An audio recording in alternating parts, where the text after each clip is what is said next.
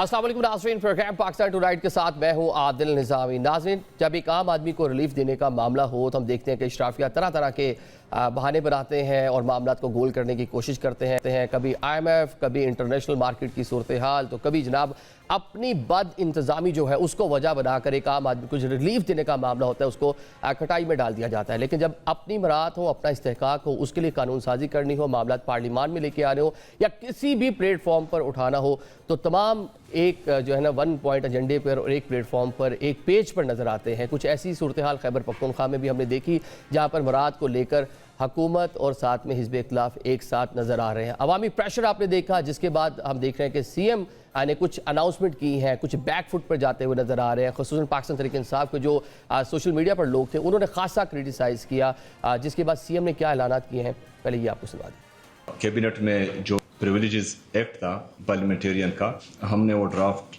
Approved किया और उन अमेंडमेंट्स पर मीडिया में 2-3 दिनों से मुसलसल तनकीद हो रही है। मुझ पर भी तनकीद होती है, हमारी गवर्नमेंट पे भी होती है। बाबर सलीम सवाती साहब से मैंने ये कहा है कि आप तमाम पार्लिमानी लीडर्स को बिठाएं सूबाई असम्बली के। जिस चीज़ पर आवाम मुतमईन नहीं है, जिस पर हमारी सहाफ़ी बरादरी मुतमईन नहीं है, उनको रिव्यू किया जाए। ये आपने CM को सुन लिया, बता रहे हैं कि तनकीद हुई है, जिसके बाद हमने फैसला किया है कि जो मुतनाज़ा शिके हैं उनको वापस लिया जाएगा। आज शफी जान साहब जो वज़ीर इत्तलात हैं सूबा खैबर पख्तूनख्वा के, और साथ साथ पाकिस्तान पीपल्स पार्टी के पार्लिमानी लीडर हैं अहमद कुंडी साहब, वो एक साथ मीडिया पर आते हैं। नाज़रीन मनाज़िर देखें ना कि किस तरह से इख्लाफात और किस तरह से एक दूसरे के साथ बैठने को तैयार नहीं होते अवामी इशूज़ के ऊपर। खैबर पख्तूनख्वा में बहुत सारे मसाइल हैं, टेररिज्म एक बड़ा मसला है जहाँ पर अक्सर इस नोयत की चीज़ें देखने को मिलती हैं कि इख्लाफात वजह बनते हैं और मामला आगे नहीं बढ़ पाते। लेकिन जब अपनी मराद थी, अपने से रिलेटेड मामला थे, तो एक साथ बैठे भी हैं, यक जुबान भी नजर आ रहे हैं, एजेंडा भी एक नजर आ रहा है और डिफेंड करते हुए नजर आ रहे हैं। बता रहे कि 57,000 ब्लू पासपोर्ट पाकिस्तान भर में दिए गए हैं डिफरेंट लोगों को। तो खैबर पख्तूनख्वा असम्बली के जो अरकान हैं वो इस क्लब का हिस्सा क्यों नहीं बन सकते? बाकी सारे सूबे, वफाकी जो अदारे हैं उनके अफसरान, और इसके साथ साथ हम देख रहे हैं कि सेनेट ऑफ पाकिस्तान और साथ कौमी असम्बली के जो अरकान हैं वो और उनके ख़ानदान इसका हिस्सा हैं। तो KPK में तो लेट हो गया, ये जवाब जो है पेश किया जा रहा है, बताया जा रहा है, डिफेंड किया जा रहा है मिलकर। और साथ में अगर हम बात कर लें पाकिस्तान मुस्लिम लीग नून की, उसके जो वहाँ पे सीनियर रहनुमा है जलाल खान साहब, वो तो इस लेवल पर आन पहुँचे कि अपनी ही जो पार्टी है उसकी लीडरशिप है उसे गिले शिकवे कर दिए। हमें तो यहाँ पर बेयारो मददगार छोड़ा हुआ है, कोई पूछने वाला नहीं है, कोई एडवाइस करने वाला, कोई गाइड करने वाला नहीं है, इसलिए हम इस पूरी कानून साजी का हिस्सा बन गए। उन्होंने क्या कहा ये भी आपको सुना देते हैं। आपने जो है खैबर पख्तूनख्वा को, हमारे सूबे को, हमारी जो है उधर पे जो हमारे मेंबर्स बैठे हैं PMLN के, उनको जो है अल्लाह के आसरे पे तोड़ा हुआ है। इख्तियार साहब बैठे हैं, इनके सामने मैं कह रहा हूँ कि हमारे मेंबर्स को कोई पता नहीं चलता है, कोई वफाक से उनको जो है बयानिया नहीं भेजा जाता है, उनको कोई गाइडेंस नहीं मिलती है। ये आपने जलाल खान साहब को सुन लिया, अपनी ही पार्टी के सीनियर रहनुमा उनके साथ प्रोग्राम में बैठे हुए हैं और वो उन पर ही तनकीद कर रहे हैं, बता रहे हैं कि हमें तो बेयारो मददगार छोड़ा हुआ है, पार्टी कोई डायरेक्शन हमें देने को राजी नहीं है। तो हमने फिर यही फैसला जो है करना बेहतर समझा कि जहाँ पर सब मरात ले रहे हैं, KPK के अरकान असम्बली का भी हक है, वो क्यों ना लें, वो इस क्लब का हिस्सा क्यों ना बने। ऑन द अदर साइड जब इस पूरी सूरत हाल पर क्रिटिसिज्म हो रहा है, आज सेनेट ऑफ पाकिस्तान की जो कायमा कमेटी है वजारत दाखिला के हवाले से, वहाँ पर अरकान जो साबका अरकान सेनेट है उनको और उनके ख़ानदानों को भी ब्लू पासपोर्ट ताहयात देने के हवाले से जो है मामला ज़ेर बहस आए हैं। और ये सेनेटर अब्दुल कादिर साहब हैं, ये बड़े मशहूर व मारूफ सेनेटर हैं। जब इनकी सेनेट में उन्होंने मुंतखब होना था तो सारी सियासी जमातें इनको टिकट देने के लिए राज़ी थी और आगे पीछे फिरती थी। पाकिस्तान तहरीक इंसाफ के टिकट पर ये बलूचिस्तान से सेनेटर बने थे और एक कह लें कि इन पर बहुत सारी गुफ्तगू होती रही है माजी में। वो जनाब ये बिल पेश करने के ख्वाह हैं और वो इस कानून साजी को लेकर आगे बढ़ना चाहते हैं। एक ऐसे टाइम पीरियड में जब KPK में तनकीद हो रही है और सेनेट के साबका अरकान, उनके ख़ानदान, वो भी चाहते हैं कि उनको भी ताहयात ब्लू पासपोर्ट दिया जाए। ये पूरी सूरत हाल एक तरफ है। On the other side Khyber Pakhtunkhwa में जो हालात हैं वो भी एक तरफ है, लेकिन बलूचिस्तान के अंदर भी संगीन सूरत हाल देखने को मिली। बलूचिस्तान ये कहा जाए तो बेजानी होगा, बलूचिस्तान सुलग रहा है। सिक्योरिटी फोर्सेस के जवानों ने अपनी जानें दी हैं। चंद रोज़ पहले तक आपने पूरी सूरत हाल देखी। फिर कल आला सतह का इजलास होता है बलूचिस्तान, जिसमें बहुत सारे फैसले किए गए हैं, आइंदा का लाए अमल बनाया गया है। पहले भी वहाँ पर इंटेलिजेंस बेस्ड ऑपरेशन हो रहे हैं, फोर्सेस अपनी कार्रवाइयाँ किए हुए हैं, लेकिन ऑन द अदर साइड जो फितनतुल हिंदुस्तान है, शरपसंद अनासिर है, दहशतगर्द हैं, उनकी कार्रवाइयों में भी खासी तेज़ी देखने को मिली है। और अब जनाब ऑपरेशन शुरू किया गया, ऑपरेशन शबान, जिसके जो असरात देखने को मिले हैं। 79 दहशतगर्द अब तक जहन्नुम वासिल हो चुके हैं। उस पर भी एक कंसेंसस बनाने की और एक कहने के एक कौमी सतह पर एक बयानिया बनाने की ना सिर्फ ज़रूरत है और बल्कि इस पर बात करने की ज़रूरत ताकि इनका मुकाबला किया जा सके, इन्हें काउंटर किया जा सके। आज के प्रोग्राम में इन इश्यूज़ पर बात कर लेते हैं। गेस्ट हमारे साथ मौजूद हैं, सबसे पहले उनका तारुफ कराता चलो। स्टूडियोज़ में हमें ज्वाइन रहे हैं हमाद हसन साहब, सीनियर जर्नलिस्ट हैं, एनालिस्ट हैं। एसआर राना साहब हमारे साथ मौजूद हैं, लाहौर से वीडियो लिंक के जरिए सीनियर जर्नलिस्ट हैं, एनालिस्ट हैं। हुज़ैफर रहमान साहब हमें ज्वाइन कर रहे हैं, पाकिस्तान मुस्लिम लीग नून से ताल्लुक़ है, प्राइम मिनिस्टर पाकिस्तान के मामले खसूसी हैं। शफीउल्लाह जान साहब हमें ज्वाइन करेंगे, वज़ीर इत्तलात हैं, सूबा खैबर पख्तूनख्वा के अपनी जमात के हवाले से इज़हार ख्याल करेंगे। हुज़ैफर साहब आपसे आगाज़ कर लेते हैं। एक तरफ तनकीद, एक तरफ साथ बैठने को तैयार नहीं है। अब आपकी जो पार्लिमानी जमात है वो कह रही है मरकज़ ने तो हमें लिफ्ट नहीं कराई, सियासी जमात हमें बता नहीं रही, कोई डायरेक्शन नहीं दे रही, तो इसलिए हमने कहा कि चलें जब सब फैज़याब हो रहे हैं तो हम भी हो जाते हैं। देखिए, बहुत शुक्रिया आदिल निज़ामी साहब। बिल्कुल मैंने जो हमारी केपी के चैप्टर है उसकी गुफ्तगू सुनी है। मैं चंद गुजारिशात आपके सामने रखूंगा। पहली बात तो ये है कि जिस तरीके से मीडिया के कुछ तबके ने, आपकी बात मैं नहीं कर रहा, लेकिन कुछ तबकों ने बगैर चीज़ों को जाने और तनकीद का पूरा रुख जो है वो केपी की तरफ कर दिया। उसमें लामहला अगर पीएमएलएन के जो ये 2-3 लोग हैं या 4 लोग अगर ये वोट ना भी करते तो 90-91 की जो स्ट्रेंथ है मेरे ख्याल से केपीके में पीटीआई की, तो तब भी बिल हो जाना चाहिए था। और मैं समझता हूँ कि पीएमएलएन को तो बिला वजह बीच में पूरा मीडिया और हम सब लोग इस पे बातचीत कर रहे ले आए। असल तो ज़ाहिर तनकीद जो मीडिया कर भी रहा है होनी चाहिए उस जमात पर जो जमात 2/3 से भी ज्यादा, बल्कि मेरे ख्याल से 2/3 से कई गुना ज्यादा उनके वोट्स हैं वहां पर, 90, 91 या 92 वोट्स हैं। तो मैं समझता हूँ कि ये नहीं होना चाहिए था। बाकी ज़ाहिर है वहाँ की जो हमारी ठीक है, उनके पास मेजॉरिटी मौजूद है पार्लिमान के अंदर, लेकिन उसको वहां पर किसने काउंटर करना था, किसने वहां पर इस पर बात करनी थी? आपके तो अपने लोग उनसे मिल गए, पाकिस्तान पीपल्स पार्टी के तो अपने लोग उनसे मिल गए जिन्होंने आवाज उठाई थी। बल्कि इसको पूरी ये भी बताया जा रहा है कि पहले जो काबीना के सामने चीजें रखी गई थी उसमें कुछ और था, पाकिस्तान पीपल्स पार्टी ने बहुत सारी चीजें बीच में ऐड की और आपके लोगों ने उसको बैक किया। देखिए, मैं इसका दिफा बिल्कुल नहीं करूंगा। कुछ चीजें ऐसी हैं जो कि मैंने खुद भी पढ़ी। जस्टिस ऑफ पीस का अख्तियार जो कि सेशन जज का राइट होता है और सेशन जज की पावर होती है कि अगर आपके किसी भी दरखास्त पर पुलिस एफआईआर नहीं दे रही तो सेशन जज के पास वो पावर होती है कि आप उसके पास एप्लीकेशन लेकर जाएं और रजिस्ट्रेशन ऑफ केस जो है वो सेशन जज जो है वो ऑर्डर कर देता है पुलिस को। वो अख्तियार भी आपने एमपीओ का उसमें लिखा हुआ है। आल्दो कि मैं बीइंग लॉयर आपको बता रहा हूँ कि अगर केपीके की जो असेंबली है या केपीके की जितनी भी पार्लिमानी पार्टीज हैं इसको खुद वो वापस नहीं लेंगी तो हाईकोर्ट से टर्न डाउन कर देगी। लेकिन पीपल्स पार्टी ने अगर किसी मुतनाज़ शिक का साथ दिया है या पीएमएलएन के अरकान ने दिया है, किसी ने भी दिया है जिसको आपके सामने बैठकर ना पाकिस्तान तहरीक इंसाफ जस्टिफाई कर पा रही है, ना अगर पीएमएलएन उस पर तनकीद भी कर रही है एक नेशनल पार्टी के तौर पर, अगर हमारे चैप्टर ने वहां पर 2 या 4 लोगों ने उसकी सपोर्ट की है और ना उनके पास कोई मुदल्लल जवाब है ना मेरे पास है, तो मैं समझता हूं कि उसका दिफा नहीं करना करेंगे अपने लोगों और जो गलत काम साथ दिया है। हुज़ैफर साहब, कोई कार्रवाई होगी? मरकजी आपकी जो जमात है कोई नोटिस लेगी, कार्रवाई करेगी उनके खिलाफ? देखिए मैं समझता हूं कि एक कानून साजी हुई है। उस कानून साजी में या तो बर वक्त हमसे राय ली जाती और पार्टी लीडरशिप कोई राय देती, उसके अगेंस्ट जाकर कुछ किया जाता तो लाजमी कार्रवाई होती। लेकिन मैं समझता हूं कि कार्रवाई जो है ये शोका ठीक है, मतलब वो ठीक फरमा रहे हैं। फिर मतलब जलाल खान से कह रहे हैं कि मरकजी हमारी जो जमात है उसने हमें बेयारो मददगार छोड़ा हुआ है, कोई डायरेक्शन नहीं है, इसलिए जो दिल में आया हमने कर लिया। ठीक है, शफी जान साहब, आज कैसा लग रहा था कि पाकिस्तान पीपल्स पार्टी के दोस्तों के साथ मिलकर आप एक बिल के ऊपर प्रेस कॉन्फ्रेंस कर रहे हैं, डिफेंड कर रहे हैं, और मतलब कैसा लगा? आपके तो नाकिद रहे हैं, बहुत सारे इश्यूज़ के ऊपर आप माजी में बैठते नहीं रहे, एक दूसरे पर इल्ज़ाम तराशियाँ करते रहे हैं। एक आम आदमी घर बैठा हुआ आपका वोटर सपोर्टर क्या सोच रहा होगा कि आज पाकिस्तान पीपल्स पार्टी के लोगों के साथ बैठ के प्रेस कॉन्फ्रेंस, अच्छी बात है, सियासतदानों को बैठना चाहिए, लेकिन जब अवामी मसाइल होते हैं उस पर नहीं बैठते, तो आज अपने मसाइल के ऊपर बैठ के। सबसे पहले निजामी साहब आपका शुक्रिया। जिस प्रेस कॉन्फ्रेंस की आप बात कर रहे हैं वो कल की थी, आज की नहीं थी। पार्लिमानी लीडर्स जितने भी थे समय के अंदर वो तमाम बिल्कुल उस प्रेस कॉन्फ्रेंस में मौजूद थे। एक चीज को देखिए समझना होगा कि हुकूमत एक अलग चीज है और असेंबली जो है वो एक अलग चीज है। ये जो बिल, मैंने जैसे कि पहले कई मीडिया टॉक में इस बात का जिक्र भी किया है कि जो ड्राफ्ट कैबिनेट के पास आया था वो डिफरेंट था, उसमें ऐसी कोई भी चीज नहीं थी।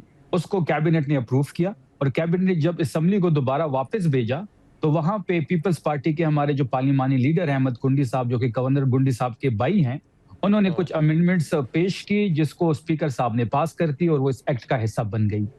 आज सीएम अफरीदी साहब ने kabinah के तमाम मेंबरान का इजलास बुलाया, उसमें स्पीकर खैबर पख्तूनख्वा की मशावरत के लिए भी उनको भी वीडियो लिंक पे लिया गया और तमाम कंसेंसस करके तमाम जो मुतनाज़ा शिक्के हैं उसको भी वापस लेने का ऐलान किया है।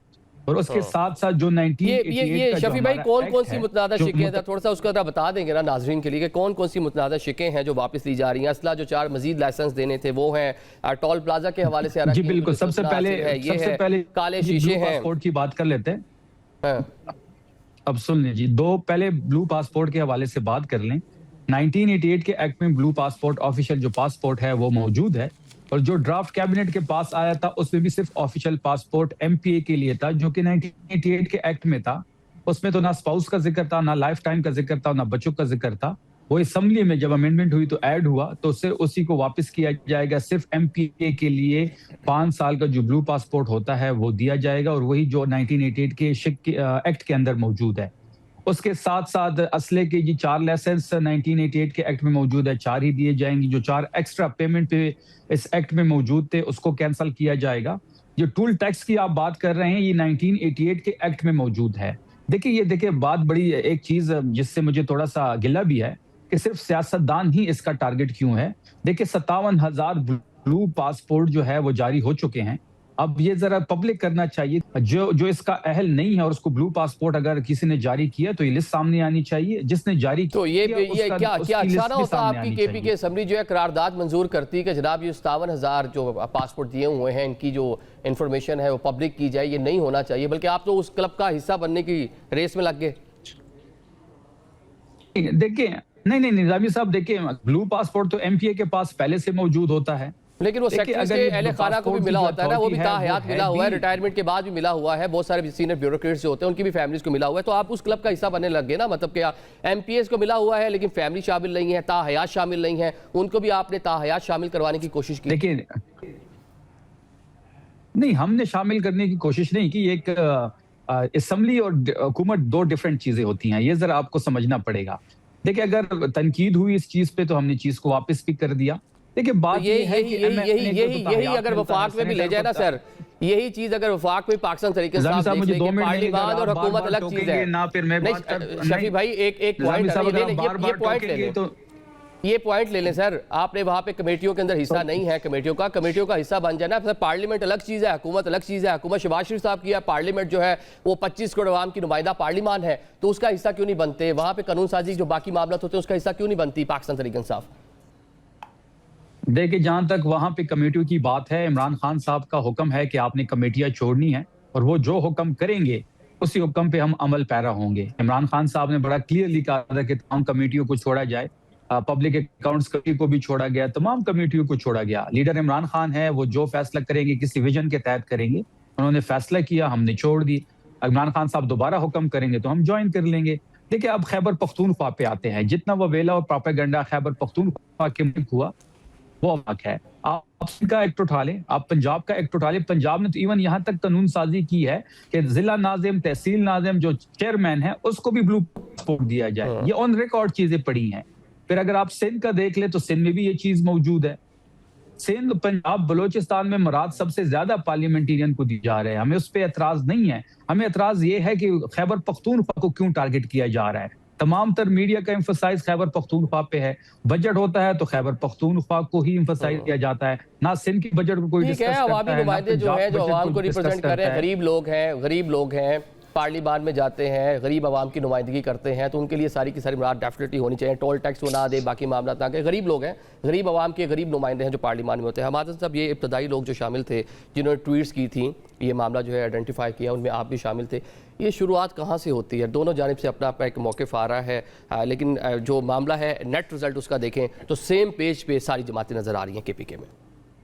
बहुत शुक्रिया आदिल। देखिए दोनों मिनिस्टर साहिबान बात कर रहे हैं और वो अपने आप को मुबर्रा करने की कोशिश कर रहे हैं। भाई ये बिल 30 अप्रैल को पास हुआ है, यानी 2 महीने से ज़ायद हो गए थे। क्या ये मीडिया के सामने ये ख़बर आई थी क्या आवाम को एतमाद में लिया गया था? क्या कहीं पे ये ख़बर लीक हुई थी?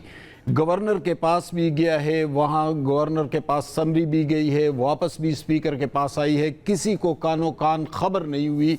मीडिया ने खबर निकाल दी, हमने उस पर बात शुरू की, तब लोगों को पता चला। तो क्या ये वारदात नहीं थी? इसमें कुछ और चीज़ें भी हुई। एक ये, मैं पीटीआई से ज़्यादा अपोजिशन को इसका ज़िम्मेदार समझता हूँ। यानी पीटीआई ने तो चलो गलती कर ली, लेकिन अपोजिशन का काम होता है, ये सिर्फ पाकिस्तान में नहीं पूरी दुनिया में राइज दस्तूर यही है कि अपोजिशन मुहासिबा करेगा, मॉनिटर करेगा, मामलात को देगा, क्या जहाँ गलती होगी उस पर गिरफ्त करेगी। लेकिन क्या अपोजिशन ने की? अपोजिशन का किरदार क्या था? यानी आप देख ले, जमीयतुल उलमा इस्लाम के पार्लिमानी लीडर कौन है? मौलाना फजल रहमान के भाई हैं, मौलाना लुत्फुर रहमान। मुस्लिम लीग के पार्लिमानी लीडर कौन है? फेडरल मिनिस्टर अमीर मकाम के भाई डॉक्टर इबाद हैं। पीपल्स पार्टी के पार्लिमानी लीडर कौन है? गवर्नर पुख्तनख्वा के भाई अहमद कुंडी है। तो सब ने मिलकर ये वारदात की। इसमें अपोजिशन पर ज़्यादा जिम्मेदारी आयद होती है। सबसे बड़ी जिम्मेदारी, सबसे बड़ा जुर्म जो है वो अपोजिशन ने किया है। क्यों वो लोगों के सामने लेकर नहीं आए? इसलिए नहीं आए कि उनको ब्लू पासपोर्ट मिल रहे थे, उनके शरीक हयात को मिल रहे थे, उनके लिए टूल टैक्स फ्री हो रहा था, उनको असलहे के 4-4 लाइसेंस मिल रहे थे, उनको रेस्ट हाउसेस मुफ्त मिल रहे थे, उनको वीआईपी लाउंज मिल रहे थे। और इसमें सबसे बड़ा जुर्म क्या है? ये है कि एमपीएस को एक तरह से अदालत बना दिया गया था। यानी एमपीएस सूबाई असम्बली के अंदर जो कमेटी होगी, वो अगर आदिल या हमाद या कोई बात करेगा तो उसको बुलाएगा कि आपका रवैया गैर मोहतरम है। अब इस गैर मोहतरम रवैये को डिफ़ाइन कौन करेगा? यानी ये अगर मैं आप बात करें इनके ख़िलाफ़ तो वो गैर मोहतरम होगा, लेकिन इनके हक़ में आप गलत बात करें तो वो मोहतरम रवैया डिक्लेयर होगा। दूसरी बात ये थी कि 10 लाख जुर्माना और 6 महीने कैद, यानी ये इख्तियार जो जुडिशरी के पास होता था, जुडिशरी का पहले से जो हाल हुआ है वो भी यहाँ से उठाकर इनको दे दिया गया था। तो क्या ये किसी पार्लिमान को ज़ेब देता है जो किया गया था? देखिए, इसके लिए कोई जवाब नहीं तराशी जा सकती, कोई मुबर्रा नहीं है। इस असम्बली के कायम रहने का कोई जवाब बाकी नहीं रहा। अपोजिशन बराबर की जिम्मेदार है। अपोजिशन अगर अवाम में जाए तो इस बिल को अवाम उठाएंगे और उनसे कहेंगे कि आप किस मुंह से उनकी नाकामियों की बात कर रहे हैं कि पीटीआई ने ये किया था। पीटीआई आपने भी तो ये किया। न अपोजिशन मुबर्रा है न पीटीआई मुबर्रा है, दोनों ने किया है। एक बड़ा जुर्म है, एक बड़ी संगीन गलती है, और ये हमारी पार्लिमानी तारीख की बदतरीन मिसाल बन रही है। सियासी इशराफिया कहा जाएगा, हम आहंगी जो देखने को मिल रही है। एहसान राना साहब, कैसा लगा कि कौमी मामलात पर साथ बैठने को तैयार नहीं है, एक दूसरे के खिलाफ नजर आते हैं बयान देते हुए, लेकिन जब अपने मफादात हैं, अपने लिए कानून साजी है, चीज़ें हैं, तो वहाँ पे यक जुबान नजर आ रहे हैं, एक दूसरे को डिफेंड करते हुए नजर आ रहे हैं? देखिए, दो चीज़ें। एक तो ये कि केपी असम्बली पे तनकीद क्यों हो रही है, उसकी रीज़न ये है कि केपी असम्बली इमरान खान के नाम पे वोट लेके आई और इमरान खान ने वीवीआईपी कल्चर को चैलेंज किया था, और इमरान खान ने उस सिस्टम को अब ठुड्डे बाकायदा मारे थे, जिसके अंदर ताकतवर कम्युनिटियाँ मिल जाती हैं और उनको कोई पूछने वाला नहीं होता। तो केपी असम्बली अगर ऐसा करती है तो ये बहुत अफसोसनाक बात है। लेकिन मैं सुहेल आफरीदी को दाद भी देता हूँ, बल्कि मैं उसे वेल डन कहता हूँ कि उसने अवामी जज्बात का एहतराम किया। उसने अवाम के जज्बात को के आगे खड़े होकर सीना तान के ये नहीं कहा कि हाँ भाई लिया है भाई, फिर उसने रियलाइज़ किया कि हाँ ऐसा हुआ है और उसने उससे कह दिया कि जी ठीक है, जो मुतनाज़ा शिकें वापस ले लो।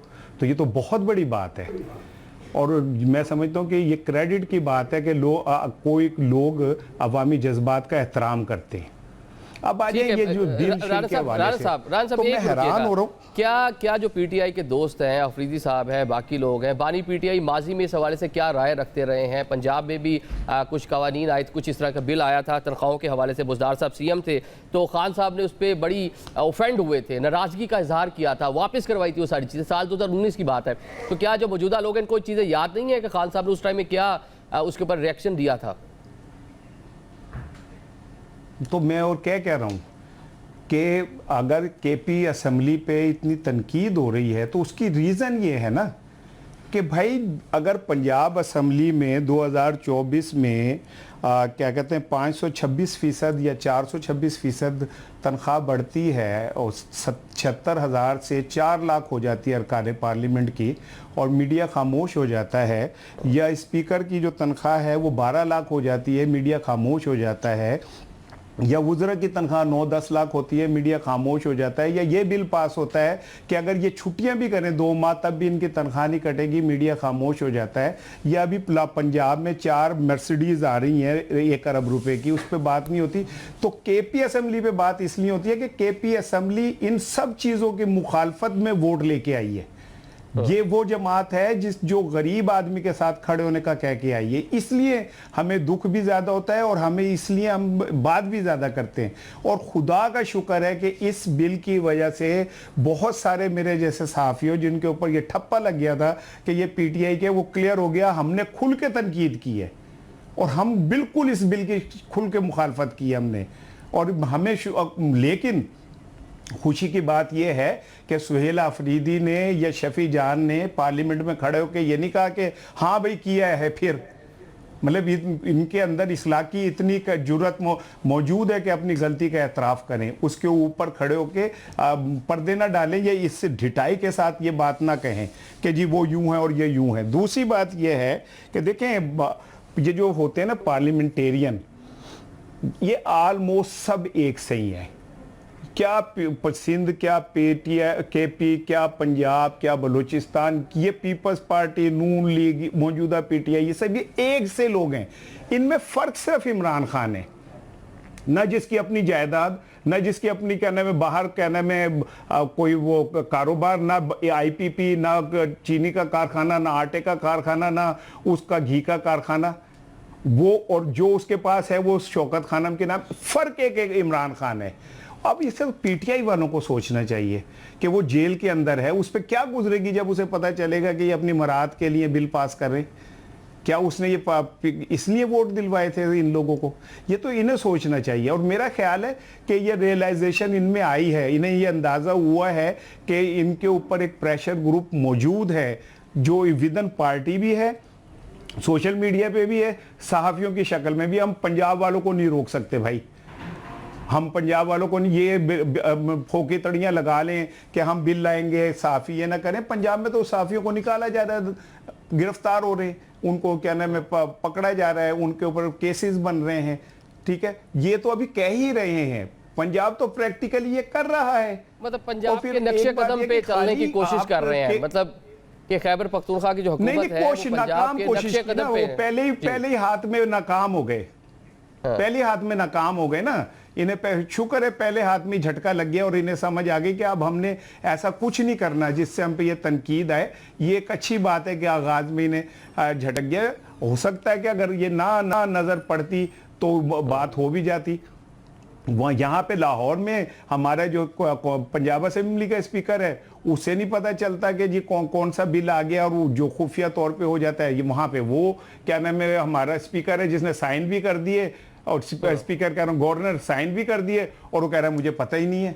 लेकिन ये कि चले शुक्र है, देर आए दुरुस्त है। ये भी कहते हो कि मेरे पास आएगा तो मैं साइन नहीं करूंगा। चले एक ब्रेक ले लेते हैं, ब्रेक के बाद बातचीत का सिलसिला जारी रहेगा।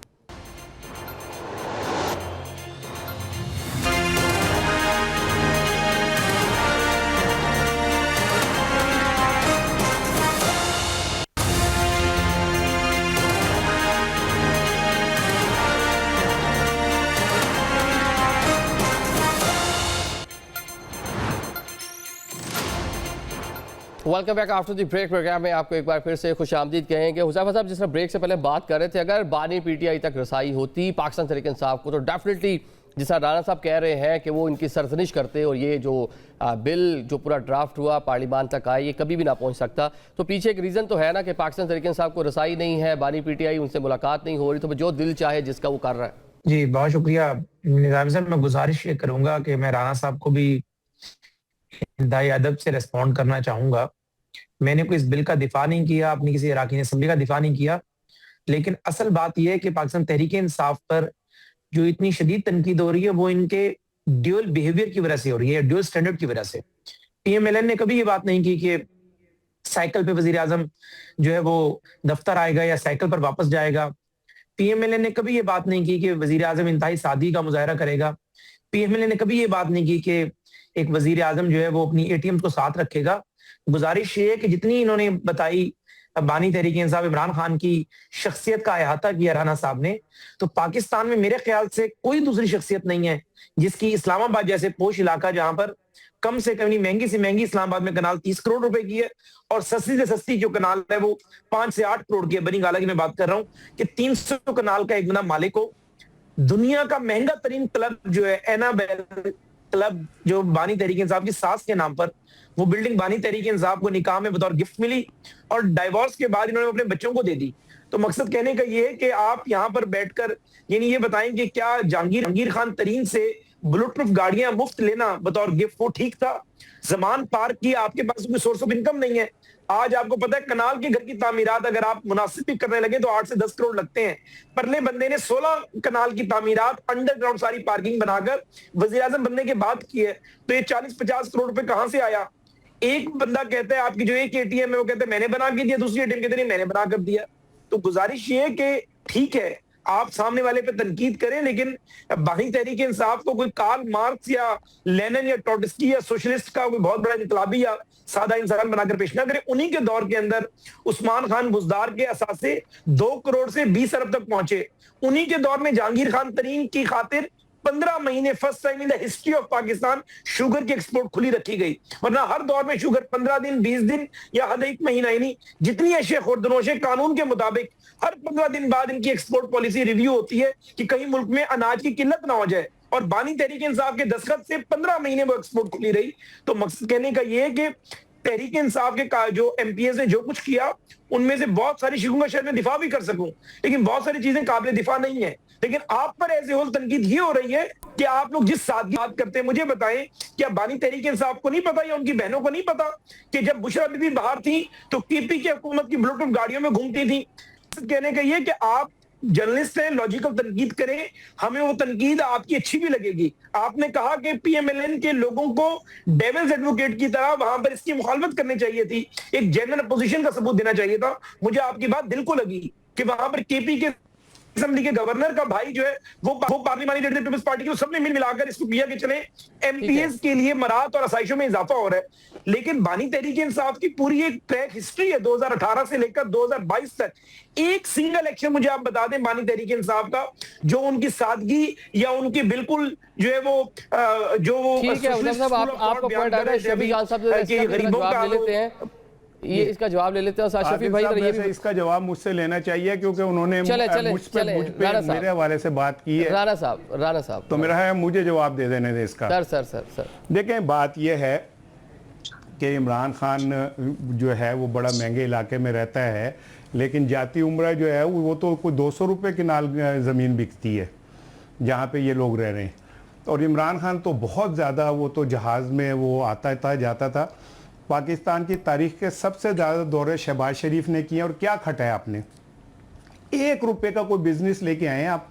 अब तक 44 क्या कटा है? आप दौरे कर चुके। पूरी दुनिया कह रही है कि जो आपने मार के हक में किया, पूरी दुनिया कह रही है आपने अमेरिका और ईरान की सालसी कराई है, शहबाज शरीफ ने ये हासिल की है। नहीं आप डायरेक्ट मुझसे सवाल पूछ रहे हैं ना, तो लो भाई, आप लोगों का सोशल मीडिया ज्यादा वायरल करेगा कि उज़ैर खान के बाद यार शहबाज शरीफ के अगर 50 सुन तो लें आप लोगों का अलमिया ये कि आप किसी की बात सुनने को तैयार नहीं है।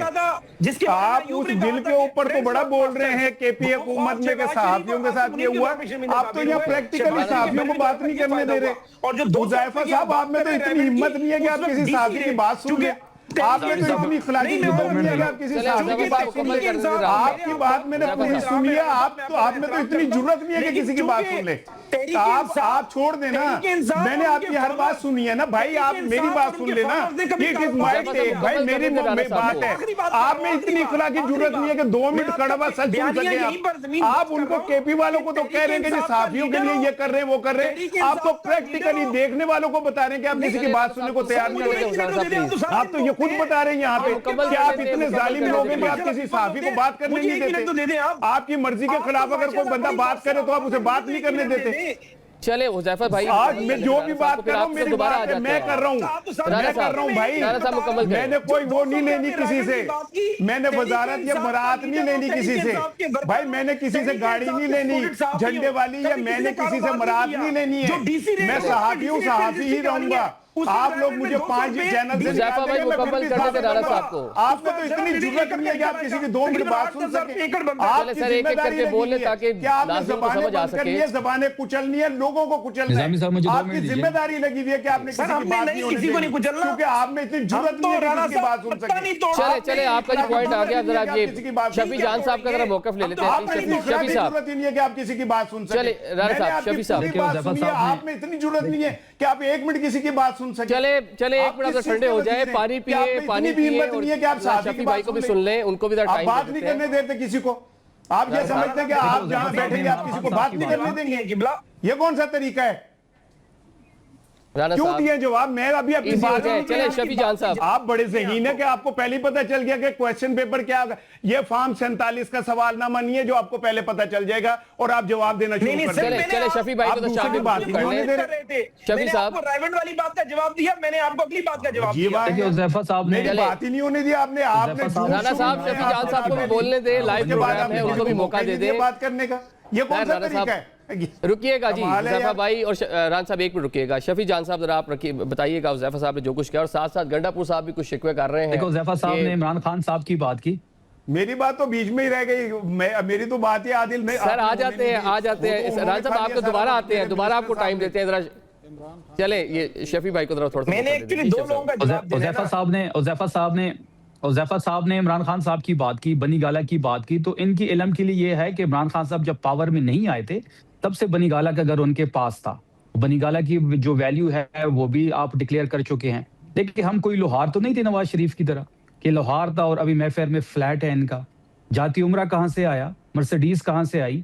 इनके अब बच्चे जो हैं वो अरबोपति बन गए, पैदा होते ही अरबोपति बन जाते हैं। इसहाक डार की सोहराब की एक एजेंसी थी मेरे ख्याल में लाहौर में, आजकल तो वो दुबई के जो बिल्डिंग्स हैं उनके मालिक बन चुके हैं। तो इनको अपना माजी ये क्यों भूल जाते हैं? अभी तो एक और खातून वजीर का भी मेफेयर फ्लैट लेने का इल्जाम इन पे आयद हो रहा है, वो भी इंशाल्लाह कुछ दिनों में सामने आ जाएगा। सुतरा पंजाब ये लेके आए थे, कहते हैं कि जी हम बाकू से एक बेहतरीन किस्म का आइडिया लेके आए हैं। जब फैसलाबाद का ऑडिट हुआ तो 1 अरब की करप्शन उसमें निकल आई। पूरी पंजाब की जब ये ऑडिट होगा तो ये खरबों की कहानी है।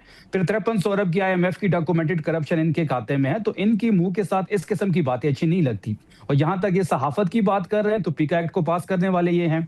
मरियम सफदर के खिलाफ आप कोई बात लाहौर में करेंगे तो आप लेकिन यही वाला कुछ मामला आपने भी केपीके पे कर दिया ना। सहाफी जो है वो गैर मोहतरम रवैया इख्तियार करेगा, ताहयात पार्लियामान में आने से बैन हो जाएगा।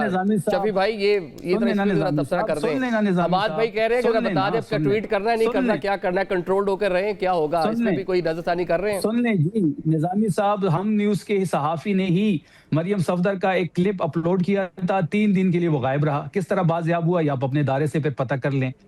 जहाज की स्टोरी ब्रेक की गई, उसकी फैमिली लाहौर में रहती थी, उसके घर में पुलिस घुस गई। वाहिद खैबर पख्तूनख्वा है जहां पे काले चैनल्स है। हमाद हसन साहब को बेहतर पता है, वो यहाँ पे मौजूद है। रोज इनका ये काम है कि सुबह उठते हैं, सुबह खैबर पख्तूनख्वा के गवर्नर्स पे, हुकूमत पे, वजीर आला पे कीचड़ उछालते हैं, MPS पे कीचड़ उछालते हैं और कोई सबूत इनके पास नहीं होता। हमने तो आज तक कोई कार्रवाई नहीं की। हमाद साहब यहाँ पे मौजूद है। लेकिन बिल ले आए थे वैसे आप लोग भी, बिल में ये शिक भी शामिल थी ना, ये शिक भी शामिल थी ना शफी भाई? नहीं अब उसमें भी नजरसानी कर रहे हैं। देखिए बिल की अब नहीं बिल जो था ना, हमाद साहब ने एक गलत बयानी की है। देखिए प्रेस गैलरी में सहाफी मौजूद होते हैं, तमाम जो असेंबली की कार्रवाई होती है उसको कवर करते हैं, फिर यूट्यूब पे भी लाइव ब्रॉडकास्ट होता है, कोई चीज नहीं छुपाई गई। 30 अप्रैल को ये पास हुआ, 7 मई को गैजेटेड नोटिफिकेशन हुआ, सबके सामने हुआ। अगर हम इसमें कोई चीज छुपाते तो हम गैजेटेड नोटिफिकेशन ही ना करते। तो ये हमाद साहब ने गलत बयानी की है कि हमने कोई चीज छुपाई है। सहाफियों के हवाले से जो पाबंदी है वो सिर्फ असेंबली की हद तक है। बिल उठाकर देख ले, उसी बिल में लिखा हुआ है कि गैर मोहतरम रवैया,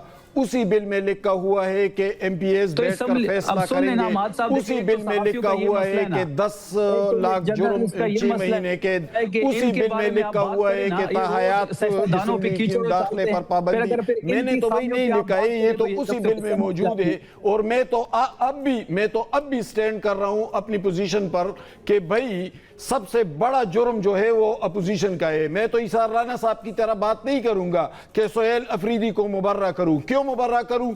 2.5 महीने तक ये इतनी बिल्कुल, बड़ी सोहेल अफरीदी वारदात की इससे गई मुबर्रा और है। इसार राणा साहब ये कहते सोहेल हैं अफरीदी कि की वो मैं कैबिनेट शाबाश नहीं देता हूं। भाई किया। किस चीज की शाबाश देते असेंबली के साथ हैं? सोहेल 2.5 अफरीदी महीने का तक कोई इतनी ताल्लुक बड़ी नहीं है। वारदात छुपाई आपको गई। ये जब पता मैंने होना और चाहिए, फहीम आप- पेशावर के हमारे आप बहुत दोस्त बड़ा जब मामला हमने आपका, मीडिया हमारे में साथ बात के की कि सभी और इतनी हुकूमत बड़ी दोनों वारदात की हो गई है और पूरे मुल्क में शोर मच गया, तब वो जाकर शिके वापस ले रहा है और आप उसको शाबाश दे रहे हैं। किस चीज की शाबाश दे रहे हैं? निजामी साहब जब मुझे 1 मिनट दीजिए। चोरी पकड़ी गई तो उसकी शाबाश दे रहे हैं।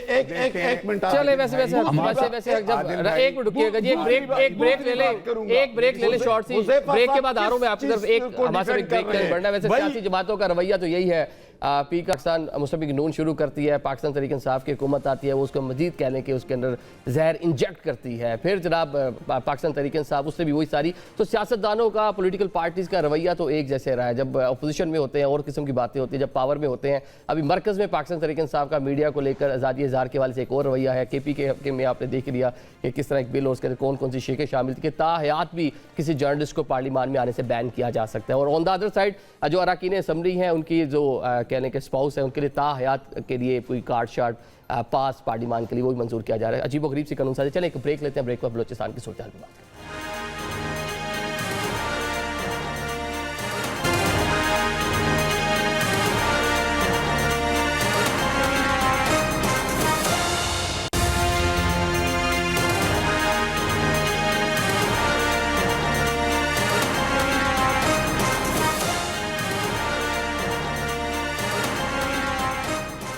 और welcome back after the break programme में आपको एक बार फिर से खुशामदीद कहते हैं। नाज़रीन, बहुत सारे कौमी मामलात इस नोयत के हैं जिस पर अब उस तरह से कहने की बात नहीं हो रही। उसमें बलोचिस्तान की भी सूरत हाल है, वहाँ पर दोबारा से जो दहशत गर्दी है उसमें खासी तेज़ी आई है। सिक्योरिटी फोर्सेस के जो लोग हैं उन्होंने जाने दी, जिसके बाद हम देख रहे हैं कि ऑपरेशन शाबान उसका आगाज़ किया गया है। 79 के करीब दहशत गर्द इन 3 से 4 रोज़ में जानम वासिल किए गए हैं। राना साहब, बलोचिस्तान हम देख रहे हैं सुलग रहा है और एक तवील अरसा गुजर गया और वहाँ पे कई बार ऑपरेशन भी हो चुका है, लेकिन जो एक कंसेंसस कौमी सतह पे एक डेवलप होना चाहिए, वहाँ के जो लोग हैं, जो मासूम लोग तो मैं कहूँगा वहाँ पे, उनको जिस तरह से गुमराह किया जाता है, तो क्या करना चाहिए ताकि एक ऑपरेशन हो और वहाँ पे अमन आ सके?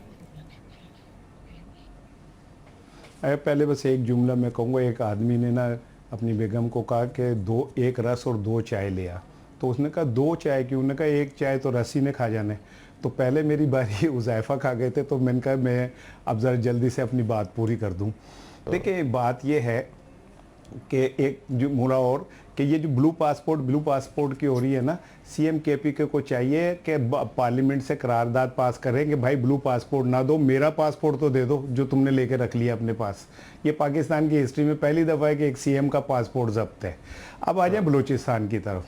तो भाई बात यह है कि कब तक हम यही एक जुमला कहते रहेंगे कि हम इत्तफाक राय करें, इत्तफाक, ये सुनते सुनते कान पक गए हमारे। अब बातों से बात घर पूरा नहीं होगा, आपको एक्शन लेना है। और एक्शन याद रखिएगा तभी होता है जब सियासी कुव्वतें अवाम आपके साथ खड़े हों, तो फिर आपको कोई नहीं हरा सकता। मेरा ख्याल है कि इस मामले में ना PTI ना कोई जमात पाकिस्तान की सलामती, पाकिस्तान की बका और इस्तेकाम के लिए कोई जमात ऐसी नहीं होगी जो अपने इदारों के साथ नहीं खड़ी होगी। हम सब अपने इदारों के साथ खड़े हैं, लेकिन मैं ये समझता हूं कि एक पाकिस्तानी वहां पे मुश्किलात का शिकार है, हम नवाबों और उन लोगों से निकल के अवाम को मिला के एक्शन करें। जी, बाकी पैनलिस्ट की राय ले लें। हुज़ैफा भाई प्लीज जल्दी से बता दें कि क्या हल है वहाँ पे, एक कह लें कि कंस्ट्रक्टिव एक लाहेमल होना चाहिए।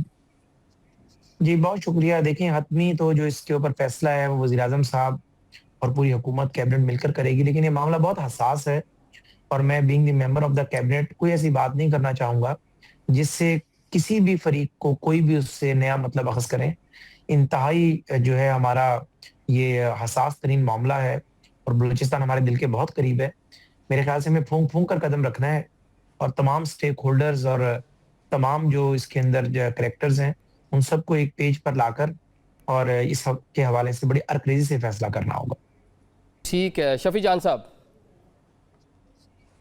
देखिए, जहां तक बलूचिस्तान की बात है तो हमें ये चीज समझनी पड़ेगी कि बलूचिस्तान में तो ये सारे एक पेज पे है, चाहे सूबाई हुकूमत हो, चाहे फेडरल हुकूमत हो, चाहे लॉ इन्फोर्समेंट एजेंसी हो, लेकिन वहां पे हालात क्यों कंट्रोल नहीं हो रहे, ये किसकी नाकामी है और नाकामी का एतराफ कौन करेगा, अब ये देखना पड़ेगा। इन कैमरा सेशन बुलाना चाहिए, तमाम पार्लियामेंटेरियंस को, तमाम अवाम को उसकी भी ब्रीफिंग देनी चाहिए, तमाम तर चीज़ों को सामने रखना चाहिए और अक्रॉस द बोर्ड तमाम लोगों से राय लेनी चाहिए और जो नेशनल एक्शन प्लान है उसको रिविजिट करना चाहिए। देखिए, ये बात सिर्फ बलूचिस्तान की नहीं है, ये पाकिस्तान की भी है। बलूचिस्तान पाकिस्तान का हिस्सा है, बलूचिस्तान में अमन होगा, तरक्की होगी तो ये पाकिस्तान के लिए बेहतर होगा, क्योंकि बलूचिस्तान में काफ़ी सारे प्रोजेक्ट सी पैक के हवाले से, बाकी दीगर चीज़ें गवादर के हवाले से जो पाकिस्तान के लिए इकोनॉमिक शरक की हैसियत रखते हैं, तमाम लोगों को, तमाम पार्टीज को इस पर सोचना पड़ेगा। और दिस इज़ द टाइम कि जब हम देख रहे हैं कि मिडल ईस्ट में जंग की सूरत हाल है, एक ऑल्टरनेट जो है गवादर को उसको देखा जा रहा है, तो वहाँ पे बहुत सारी तरक्की हो सकती है। हमाद हसन साहब, वन मिनट प्लीज़। देखिए, एक बात तो ये है कि बलूचिस्तान की तरफ हमले इसी वजह से अचानक उसमें शिद्दत आ गई कि पाकिस्तान ने जो एयर स्ट्राइक किया वो मशरक़ी अफ़गानिस्तान के वो सूबे थे जहाँ पर बड़े बड़े दहशतगर्द कैंप्स थे। वो पक्तिया में थे, पक्तिया में थे, खौस में, निगरार में थे, आगे नूरिस्तान और कुनार तक थे। यहाँ से दहशतगर्द भाग गए, वो जनूबी अफ़गानिस्तान में गए। जो मेरी स्टोरी है जिस पे मैंने काम किया है, वो कंदहार और उज़गान, गज़नी उस साइड पे भाग गए। जब वहाँ पे गए तमाम तंजीमें मिली जिसमें हरार, TTP, हाफिज़ गुल बहादुर, दाइश, ये सारे उधर इकट्ठे हुए। BLA वाले भी वही थे क्योंकि ईरान का रूट जो है वो चेंज हो चुका था। अब वो वहाँ पे बैठे और उनके लिए एक्सेस बड़ी आसान थी जनूबी बलूचिस्तान में। एक बात और करूँगा आदिल, देखिए जिस तरह बात हुई कि आप इत्तेफाक राय पैदा करें, इत्तेफाक राय कैसे पैदा करें? इसी बलूचिस्तान में कौम परस्त जमातें थी, खैर बख्शमरी थे, अकबर बुगटी थे, अब्दुलसमद अकज़ई थे, अब्दुलरहीम मंदुखेल थे, जनरल शेरोफ थे, बहुत सारे लोग थे। वो उनके नज़रियात से इख्तलाफ हो सकता है लेकिन वो कभी फेडरेशन के मुखालिफ इस तरह नहीं रहे। वो दहशतगर्दों को सपोर्ट उन्होंने नहीं किया था। हमने उन जमातों को दीवार से लगाया और मसनूई तरीके से सियासत बिल्ड कर ली और उसके नताइज आज हमारे सामने हैं। इस चीज़ को रोकना होगा, सियासत को अपने नेचुरल बहाव की तरफ ले जाना होगा, लोगों की नुमाइंदगी उसमें होनी चाहिए, लोगों में शऊर आना चाहिए, सियासत को स्पेस देनी चाहिए। ये कह दो बंद हो, मतलब एक संजीदा मामला है, सियासत से बालातर होकर उस पर जो सीधा निवेद कीजिए, कंस्ट्रक्टिव किस्म की एक संजीदगी का मुजाहरा करते हुए पॉलिसी बनाने की जरूरत है, ऑपरेशन करने की जरूरत है। आप चारों मोअज़्ज़ज़ मेहमानों का शुक्रिया अदा करेंगे। नाज़रीन, आज के प्रोग्राम से हमें इजाज़त दीजिए। अल्लाह हाफ़िज़।